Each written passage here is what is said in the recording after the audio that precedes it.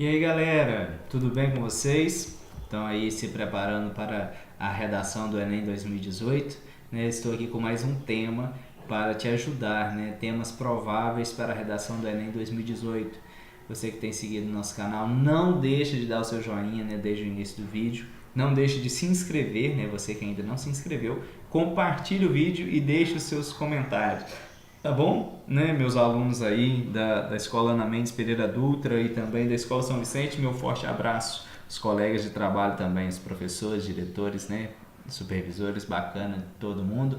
Muito obrigado, tá? Nós estamos aí no 7º vídeo sobre os temas prováveis para a redação do Enem e hoje eu trago o tema demarcação de terras e sobrevivência da cultura indígena, um tema muito pertinente que pode ser sim o tema da redação do Enem. Nós temos uma tendência de falar das minorias na redação do Enem e aqui é um caso desses, né?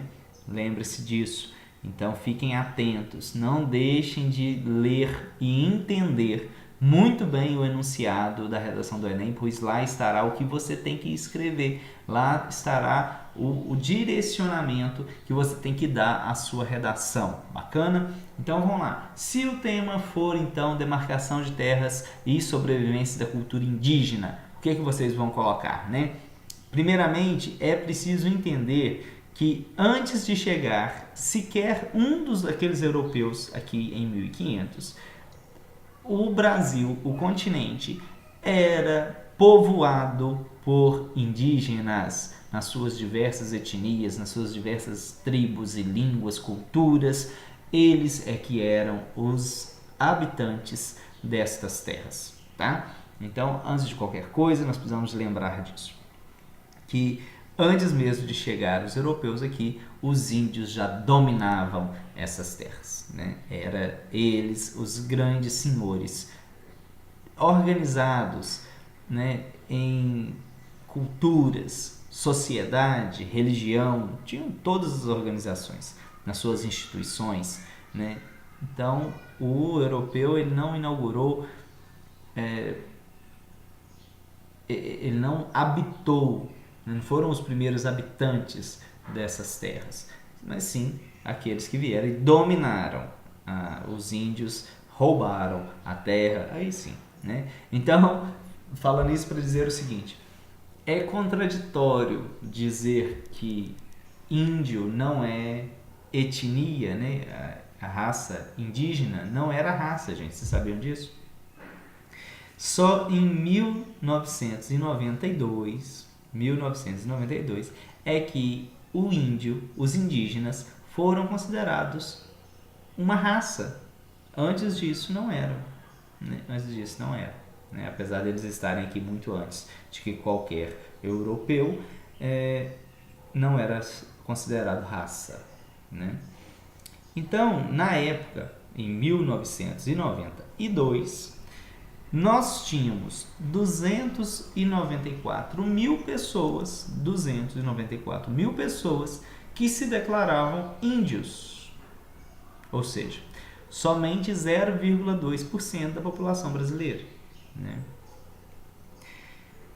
Isso está no site Brasil Escola, tá, gente? Da Brasil Escola vem trazendo isso. E ainda o mesmo site traz que existem cerca de 305 etnias indígenas, com cerca de 180 línguas distintas, maioria filiadas ao Tupi e ao Jé. Então, olha bem, não eram considerados raça não, né? Mas nós temos essa vastidão de etnias, nós temos 305 etnias, com cerca de 180 línguas distintas, né? Cerca de 180 línguas distintas. A gente acha que todo mundo aqui falava tupi, né? Não. Tem variações diversas. Mesmo que a maioria delas sejam afiliadas ao Tupi e ao Jé, temos diversas línguas, né? Diversas línguas. E aí eu poderia perguntar, né? Por que ainda a questão de demarcação de terras pertencentes a estes povos ou seja, nessas 305 etnias, é um conflito. Se eram eles os grandes proprietários e donos de todas essas terras aqui, por que demarcar a terra onde eles sobrevivem, onde eles produzem e fazem e transmitem a sua cultura para as gerações futuras? Por que este local onde eles estão sobrevivendo não é deles? É um grande conflito. A Constituição Federal de 1988, ela define que a terra indígena é aquela terra que pertence a este grupo de índios, que eles permanentemente habitam, que nela eles produzam e preservem suas culturas e tradições. Aquele território que eles habitam, que ali eles produzem o seu alimento, que ali eles produzem e transmitem e fazem sobreviver as suas culturas e tradições, aquela terra é uma terra indígena e deve ser demarcada. Está lá na Constituição de 1988, né? Então, todo o espaço que o índio usa para garantir a sua sobrevivência é dele, segundo a Constituição. Se estendendo, né? Porque não é só onde a tribo está, não, né? Localizada, não, né? As casas deles estão, não. Onde a tradição e a cultura deles sobrevivem. Então, inclui aí, né? A caça e o extrativismo, né? Não é só um localzinho pequenininho onde caibam todas as pessoas da tribo, não. É onde eles precisam, o espaço que eles precisam para fazer sobreviver também a sua cultura e a sua tradição. Legalmente, né, quem tem a escritura dessas terras, o proprietário legal das terras, assim como, né, falando mais formalmente, então o proprietário legal das terras indígenas é a União, né, é a União, sendo fiscalizada e administrada pela FUNAI, Fundação Nacional do Índio. Então, a Constituição Federal fala que toda a terra onde o índio sobreviva e ali também sobrevivam as suas culturas e tradições é deles, mas os proprietários legais das terras é a União e será administrado e fiscalizado pela FUNAI. Temos aproximadamente 544 terras indígenas. A maioria delas está na Amazônia Legal, né? Então, nós temos aí mais de 500 terras indígenas, a maioria delas na Amazônia Legal. Sendo que 426 estão legalizadas.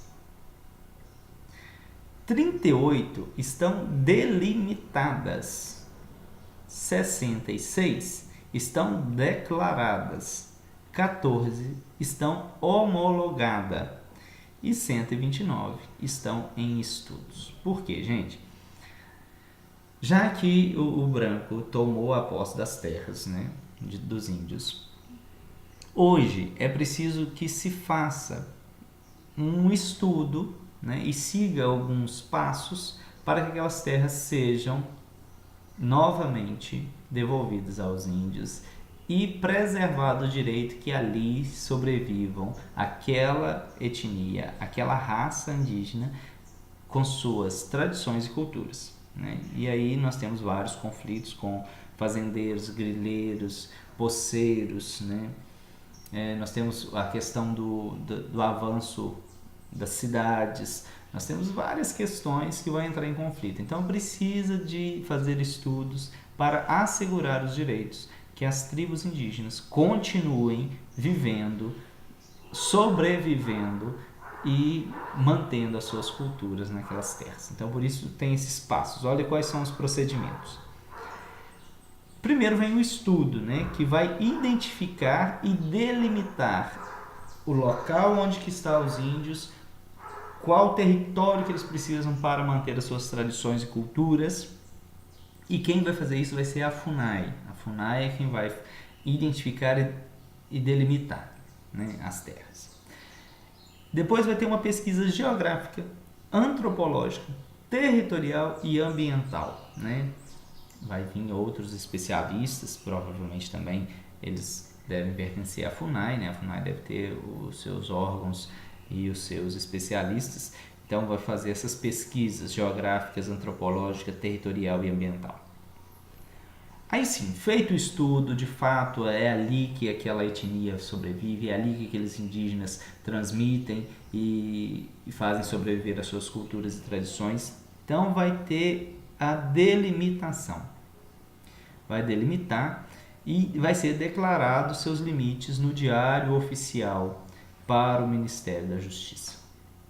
Então, a partir do momento que se declara os limites no Diário Oficial, se diz que todo brasileiro tem conhecimento daquela delimitação, daquela demarcação. Nós sabemos disso. Tudo que é publicado no Diário Oficial pressupõe que todo brasileiro já conhece. Né? Então, ninguém pode falar, mas eu não sabia, mas está publicado no Diário Oficial da União. Então, se você tem um assunto que é de seu interesse e você quer saber se teve alguma decisão, você tem que recorrer então lá ao Diário Oficial. É por isso que tem esse órgão, né? Esse órgão de comunicação. Foi então estudado e delimitado, será declarado, depois de novos estudos que tornam o território área de uso exclusivo do índio, a FUNAI ter feito a demarcação, a delimitação física, então será declarado: essas terras pertencem à tribo tal, para que eles aqui sobreviva também sua cultura e sua tradição. Lembre que declaradas nós temos 66 terras indígenas. E aí então vai ser homologada pelo presidente da República. Nós temos 14 terras homologadas, né? Então, e aí virá o processo de regularização, que é a demarcação oficial das terras, né, os seus limites e o registro em cartório, né? Então, gente, por que ainda há tantos conflitos, né, como eu disse? Há conflitos porque poceiros, grileiros, fazendeiros, entre tantos outros, e índios disputam essas terras. Os limites das terras às vezes não são respeitados. Acontece de fazendeiros perderem pedaços de terras por causa da demarcação. Acontece de grileiros forjarem documentos para dizer que aquela terra pertence a eles ou a outros. Nós sabemos do grande problema na Amazônia do desmatamento, né? E aí pessoas ilicitamente se fazem donos das terras para desmatar. Então nós temos grileiros, poceiros que acabam fazendo isso. Nós temos outras questões, né? Como já disse, os fazendeiros que às vezes perdem terras e não aceitam. E temos também, por questões naturais da cultura, das tradições do índio, índios que invadem outros territórios. Pensemos nós, gente, eu não conheço a Amazônia, né? Mas pensa lá, a FUNAI demarcou os limites territoriais dentro da Amazônia Legal. Gente, o índio vive de caça, de pesca. Ele às vezes acaba passando os limites do território dele. Diante da lei, diante daquilo que foi homologado, foi regularizado, ele está infringindo uma propriedade, está invadindo propriedade. Por que não? E muitos fazendeiros, grileiros, poceiros, pessoas que se sentem lesados quando os índios ultrapassam os limites, acabam entrando na justiça, em conflito direto, né? Então, há várias questões aí pertinentes sobre a demarcação das terras indígenas, né? Demarcação das terras indígenas. Depois eu deixo o site da FUNAI também aqui na descrição do vídeo, que vocês poderão ter outros dados, né? Mas tá, o que implica então? Implica, primeiramente, o reconhecimento desses povos como raça, como etnia, né? o grande conflito, né, da localização, da demarcação oficial das terras dos índios, que acaba caindo em outros conflitos, pois é desrespeitado então a demarcação das terras indígenas. Bacana? Então, se esse tema cair na prova de vocês, gente, não deixem de trabalhar os conflitos que existem em volta da demarcação das terras. O direito de propriedade, segundo Rousseau, né, não existia. Né? Foi a partir do momento que se fez sociedade que o homem disse, olha, esse trecho de terra aqui é meu e não é mais seu. Esse é o meu direito de propriedade. Eu cheguei e tomei posse dele. Mas eu tomo posse a partir de um momento que eu consiga provar que eu sou dono daquele território. E como que o índio prova que ele é dono daquele território? A partir do momento que são feitos estudos geográficos, antropológicos, ambientais, e se vê que naquele território, naquela demarcação, é onde aquela etnia, aquela tribo sobrevive e mantém as suas culturas e tradições. Né? Então lembre-se disso. Uma das formas dos índios provarem que a terra é deles é por meio então deste estudo geográfico, antropológico e ambiental. Né? Não é só ele dizer, olha, eu moro aqui, eu sobrevivo aqui. Não, tem que provar que ali é o lugar de sobrevivência do índio e da sua cultura, tá bom? Espero ter ajudado vocês e nos próximos vídeos trago alguma coisa sobre a conclusão da redação, né? E também nós vamos já partindo para outros temas. Hoje falamos da demarcação de terra, depois nós vamos falar do esporte como inclusão, quer ver? Isso, esporte como inclusão social, essas grandes iniciativas que temos por diversas pessoas, associações, né, ONGs, como no Rio de Janeiro nós temos o Viva Rio e muitos jovens são tirados dos mundos das drogas e da violência graças ao esporte, né? Galerinha, espero estar ajudando vocês. Não deixem de dar um joinha aí no vídeo, tá? Isso me ajuda. Não deixe de compartilhar, né, os vídeos com seus amigos. Não deixe também de comentar, né? Então, se inscreva no canal, deixe o seu like, comente o que vocês estão achando dos vídeos, as dúvidas que vocês têm, que nos próximos vídeos eu trago, né, a resposta para vocês. E compartilhe com quem também está aí se preparando para a redação do Enem 2018 e você será nota 1000, tenho certeza. Procurem lá no Facebook, né, o Espaço Educacional Triunfar, que vocês também tirarão várias dúvidas sobre a redação do Enem 2018, tá bom? Muito obrigado, boa preparação, bons estudos, tá bom? Um forte abraço.